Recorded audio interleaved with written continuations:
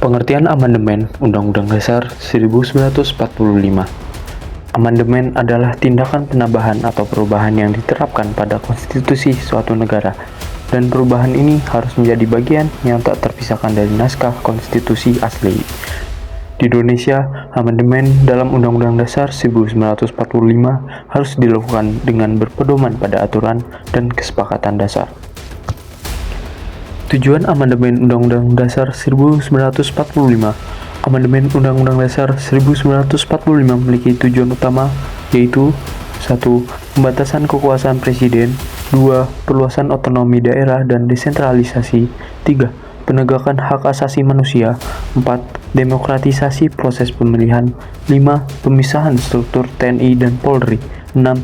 Pembentukan lembaga-lembaga baru seperti DPD, Komisi Yudisial, dan Mahkamah Konstitusi. Itu adalah tujuan utama dari Amandemen Undang-Undang Dasar 1945. Hasil Amandemen Undang-Undang Dasar 1945.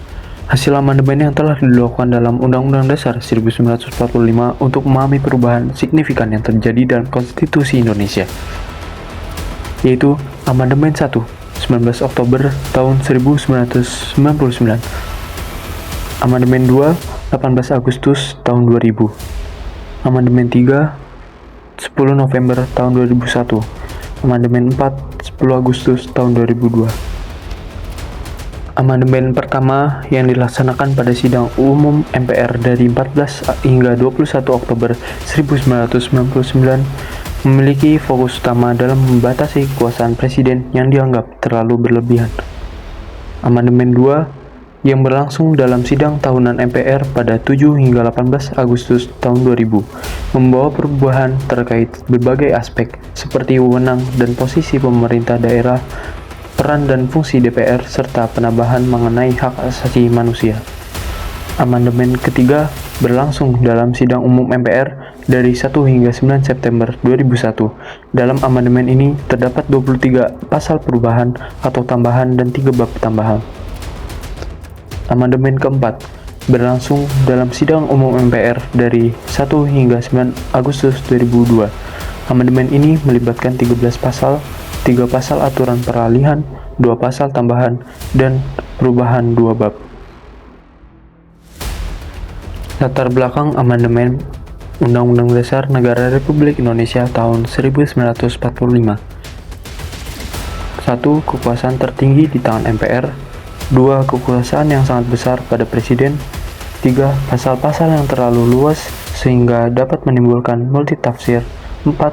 Kewenangan pada Presiden untuk mengatur hal-hal penting dengan undang-undang. 5. Rumusan Undang-Undang Dasar 1945 tentang semangat penyelenggara negara belum cukup didukung ketentuan konstitusi. Kesepakatan dasar perubahan Undang-Undang Dasar Negara Republik Indonesia tahun 1945 menyempurnakan aturan dasar mengenai 1. Tatanan negara, 2. Kedaulatan rakyat, 3. HAM atau hak asasi manusia, 4. Pembagian kekuasaan, 5. Kesejahteraan sosial, 6. Eksistensi negara demokrasi dan negara hukum, 7. Hal-hal lain sesuai dengan perkembangan aspirasi dan kebutuhan bangsa. Berikut adalah mekanisme perubahan Undang-Undang Dasar. Lembaga yang berwenang. MPR berwenang mengubah dan menetapkan Undang-Undang Dasar sesuai dengan pasal 3 ayat 1. Proses perubahan.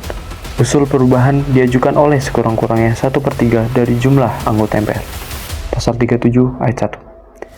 Diajukan secara tertulis dan ditunjukkan dengan jelas bagian yang diusulkan untuk diubah beserta alasannya. Pasal 37 ayat 2. Sidang MPR dihadiri oleh sekurang-kurangnya 2/3 dari jumlah anggota MPR. Pasal 37 ayat 3. Putusan dilakukan dengan persetujuan sekurang-kurangnya 50% ditambah 1 anggota dari seluruh anggota MPR. Pasal 37 ayat 4. Objek perubahan.